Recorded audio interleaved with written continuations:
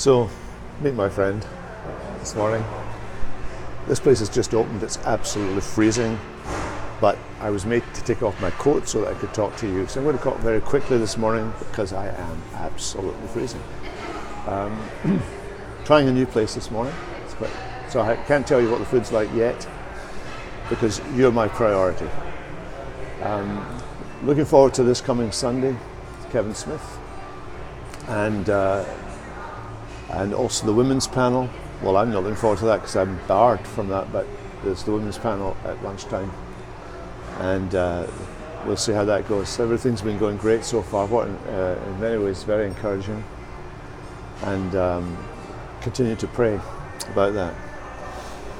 One of the things I was doing this morning earlier was reminding myself of a book that I got when I think I was about 13 or 14, called The New Theology, and it was about what used to be known as modernism back in the early 20th century. That's not when I got it, by the way. It was not around in the early 20th century, in spite of what you might think. But it reminded me of what happened. We've been talking a lot recently when we were doing Hebrews about the eternal Son taking on our human nature and so on.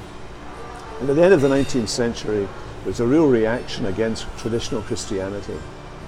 And a man called Albert Schweitzer, he spearheaded a movement called the Search for the Historical Jesus, because he said that he believed that what was preached by the church, what was taught by the church, was in fact a construct, and that the real Jesus, the Jesus of history, the Jesus that said that God was the Father of everyone, and that we needed to love one another, and who was just a moralistic teacher, that Jesus had been lost under the weight of theology and doctrine and dogma over the centuries.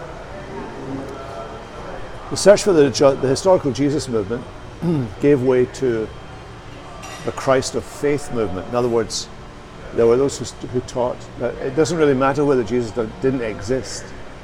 What really mattered is that you believe that he is the Christ, and that you have an encounter with him at the level of faith rather than any sense of the connection with the historical Jesus. Both those movements came and went in the 20th century, and today what we're seeing is a revival of historical Christianity in which the person of Jesus is rooted in history,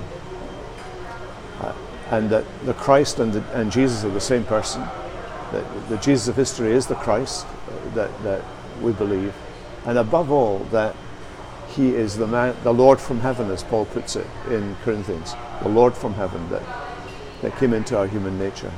Why is that important? Because it's important that we know the dogma, that we understand the truth as it's believed in the church, because in the end that's the only hope for humanity. It's the only hope for mankind. It's the only thing that can resolve conflict, that can reconcile people to one another and to God, and that can actually bring spiritual, psychological, personal health and fulfillment and meaning into people's lives. That's why we evangelize, not as a power play, but because it's the only way by which people can be saved. So I hope you have a really good week. I hope you find a warm place to have your breakfast, and think about me struggling and suffering here. Put my coat on. See you on Sunday.